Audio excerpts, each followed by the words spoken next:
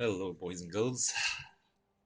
I know we just started Ultimatum League recently, a couple of days ago. Um, I've been kind of taking the league a little bit casually because I'm not been pushing Atlas as much as I used to. But so with the recent changes with a lot of classes and skills, there've been quite a number of nerfs. So the like in a sense, not everyone knows what is a good class or good build for this league. And I would say that most people are lost. They're just trying to figure it out and struggling. So player numbers have gone down quite significantly. Is people just aren't clearing the same content they used to last league at the same time, and I think for most players it will be a bit discouraging, so they don't play. So I want to quickly run through a couple of build ideas that I had for the start of the league and what I ended up with. So when I saw the changes to how Explodey works, like Explodey chess and all that, I know that with ultimatums you kind of want to push it the max, you know, like you want to clear the max round because that gives you the most rewards. So to do that, you need a character that's reasonably tanky and has some form of inbuilt explosions that allows you to, clear. For that, I kind of settled on two characters. It was either going to be a gladiator or a cold dot occultist or occultists in general. And I settled on the Gladiator because I feel like the Gladiator is a lot more tanky, especially if you manage to hit max block. Because you can have max block for spell block and type block as long as you stack attack block. So I settled on the Gladiator, and this is kind of the build for now. Um, and yeah, I've done T16 maps. I've done Elder on this so far. Witness Elder on this so far. It's been pretty okay. Not too much difficulty. Texture loading has been a big problem with bossing at the first few days, but I think it's been fixed kind of. Um, and I've cleared A5 series and A6 series on this character. Yeah. So I'm gonna do a T16 map to showcase like generally how the build will work in an ultimatum. I have a map here and it's not that bad. It's an okay map. I don't want to pop extra stuff because that'll take too much time.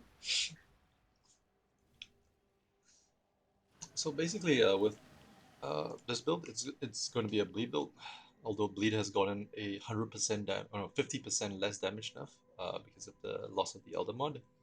It's still relatively strong, um, and there are some mechanics that you can play on, new mechanics that will help boost your DPS.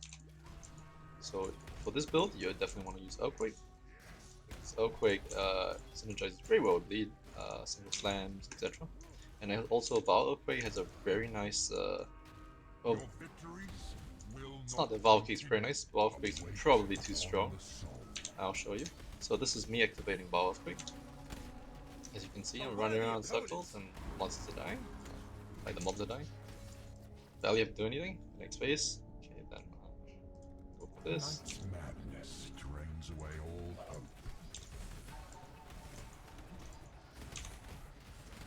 Again, I hit Quick because it comes back pretty fast. And then it's the next run. Can you feel death coiling around your heart?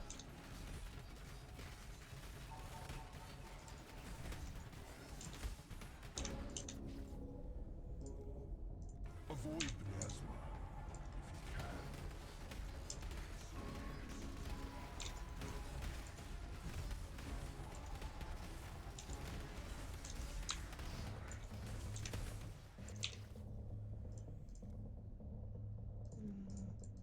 This one, I would say that the rippiest mod in this is actually the Raging Dead one because these skeletons, like the skulls, they can actually shotgun, I think. So yeah, I would usually advise not to, but so for showcase purposes, I don't mind. I can't do this just yet. I thought that was the same thing. That's so sad. Rare is the breath of living air.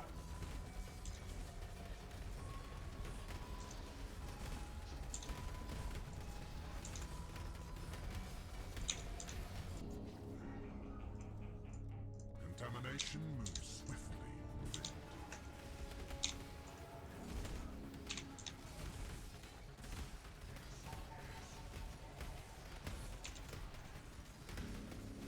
I should have become a priest of Yao That's it. instead. That is a max round ultimatum clear. So I'm gonna do the rest of the map, and then maybe the Maven, like completion of what was it? Do an invite for this one because it's gonna drop right after this, and then I'll discuss the build a little and show you like what items to get, what to go for. Take note, this is a T16 map on, is it A6? Yeah, it's A6.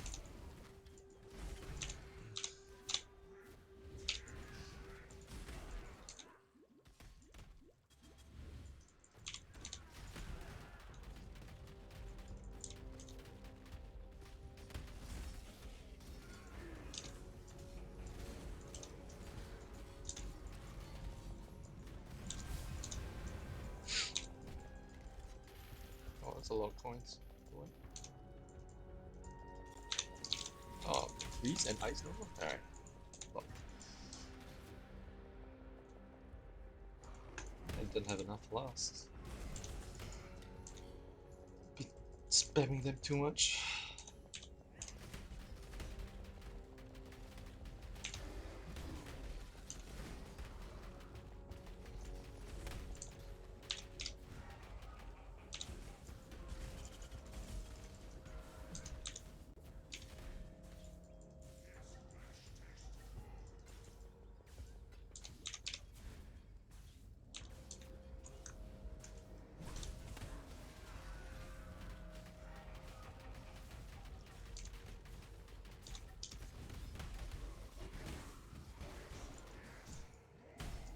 Wow, game lag. Very nice.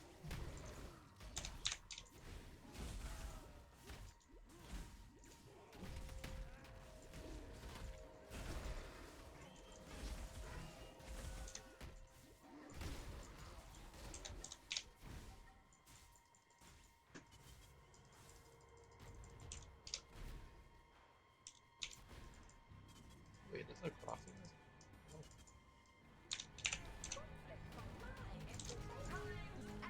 I can't do this just yet.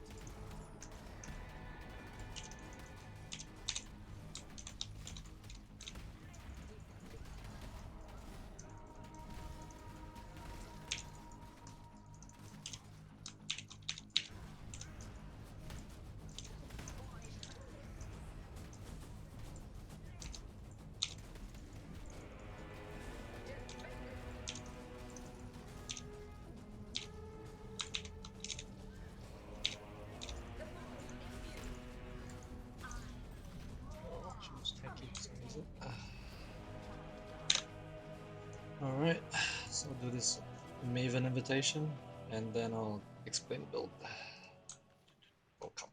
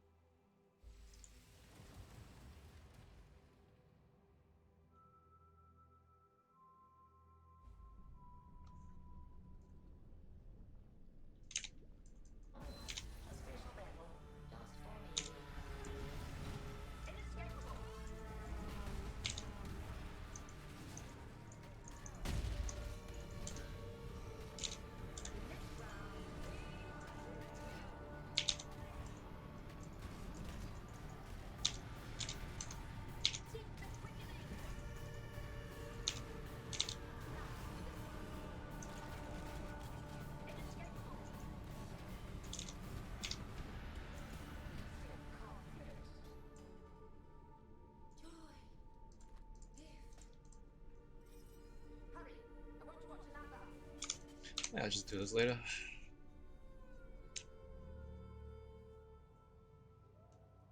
So generally, the items that are mandatory for this build is actually just the axe. Like the rest of it's kind of whatever you can find available. So the axe is pretty much essential for the reason that one, it gives you the thirst for blood skill, and the thirst for blood skill basically gives you 20% more damage with bleeding, as well as it applies beams to the closest 5 nearby enemies that are bleeding. Right, and it allows you to regen 400 life per second for each affected enemy. That's actually quite significant because you're gonna reserve half your life, and you're gonna be at low life along with petrified blood, and this 200 per second, 2000 per second, sorry, with 5 bleeding nearby enemies, is gonna keep you alive, for yeah, it's gonna keep you alive. Um, that along with your block of at least it's 66 now, but with temper shield and with the proc from Paint Forged, you're gonna be at cap, so 75%, right?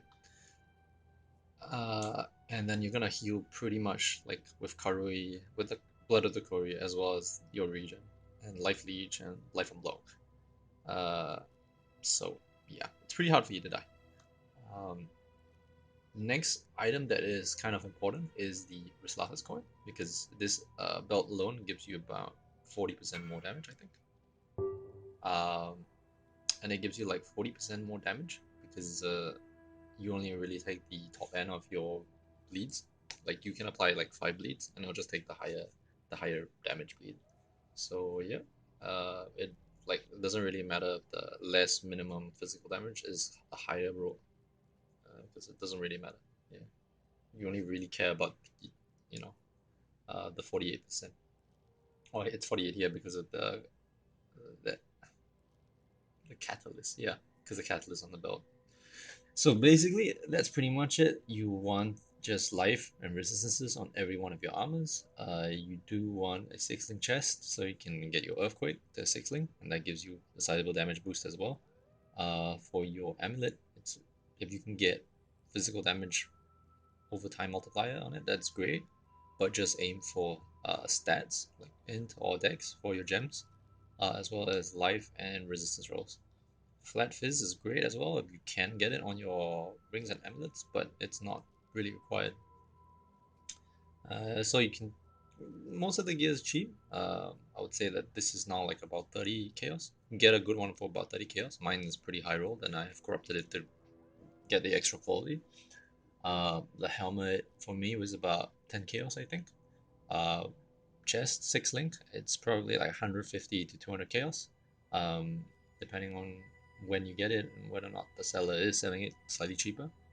For rings, mine are pretty good, so I wouldn't advise you get those. But what you could go for is you can go for like resistances and have like a vulnerability craft on the, what was it, the suffix? Yeah, probably the suffix. For a warlord ring, that might work as well. It really depends on what you want to, what you have available and how cheap it is. For boots, it's generic. You just want either stats, life, movement speed, and resistances. Same with gloves.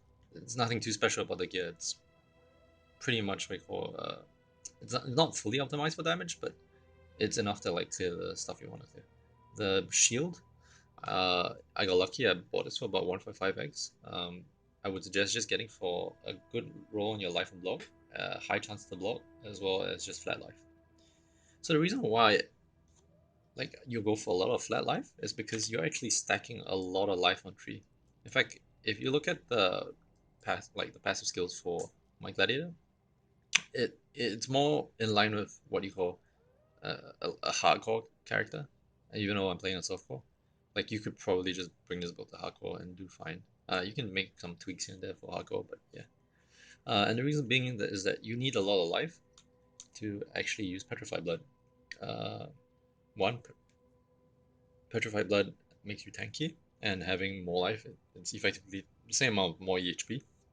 But the reason being is that when you have like petrified blood and you reserve half your life, your max life pool, you can always be at low life, which allows you to use Bloodless. So what does Bloodless do? Right, Bloodless uh, basically allows you to add physical damage with weapons equal to 2% of maximum life while on low life. So I'm at like 7.35 k life, and when 2% of that is like about 300 and my math sucks. 370 flat damage, I think. So this gives about 370 flat damage. And yes, bleeds really light flat damage. So if I take off this gem, right, you can look at the flat damage of my earthquake. It pretty much drops to half, right? So this is actually contributing like a sizable amount of flat damage to like my top end of my hit, right? Especially when I have Rislatas. So I would say that this is mandatory. Like this gem setup is mandatory. You need to use Bloodthirst on your Earthquake. And for other damage skills, Deliumens is great. I would definitely advise that. Fortify is good as well. I would suggest getting Fortify on your sixlings because then it helps you get better uptime. Brutality is pretty much required because it's 60, close to 60% more. And then Fist of War support is mandatory as well. So this will be your sixling setup for your Earthquake. Yeah. And then for your boots, you can put it somewhere else. But you want a falling with Enduring Cry and Seismic Cry, and you want them linked to Urgent Orders so that you have a better Warcry speed. Because I'm not going Cold Arms because I have two Warcries and I want to use them both. And then you just link the second wind support to override the increase in cooldown. Yeah. For movement skills, it's really up to you. You can go Leap Slam. I have preferred a Smoke Mine plus Flame Dash combo, linked to second wind support. But yeah, it's really up to you. For the other slots, most of it is just mana reservation and life reservation. So what you reserve with life, you use a arrogant support. You link it to War Banner, which is 10%. This gets doubled because of arrogance. So this is 20% life. And Blood and Sand, not for damage. You're using it for Sand Stance, and you're using it for greater AoE, right? So for your Earthquakes. And just to get that low life. So you link that to your arrogant support as well. This is not 20%, so this is 20, this is 20. And then you have the Thirst for Blood skill, which is 10%, so that's 50%. So by doing this, you're going to be at close to 50. You're going to be 50% life, depending on the level of your arrogance support, which will put you at low life always. Yeah, even if you heal with loss. Yeah. For my weapon, I have a cast with damage against support setup, Tempest Shield, as well as Molten Shell, I think. Val Molten Shell. Yeah. Um, I might just swap out Molten Shell. For now, this is okay. You could definitely go something like Steel Skin, especially if your armor is low. Mine's pretty low at the moment. It's like 4k without a flask. So I'm not too happy about that, but whatever. For your helm, you will go a main support with Reckoning. So these two is just to apply maim, which works well with your passive ascendancies, but also because maim support allows you to, you know, enemies you hit with that support skill will take 40% increased physical damage. Yeah, so this is not too bad. This is like I wanted to get the extra damage for like kind of free, and because I got close to max block, Reckoning makes more sense than something like Vengeance. So yeah, I have Petrified Blood as well, and Pride, and these are what I call mana reservations. They will reserve mana and not reserve life.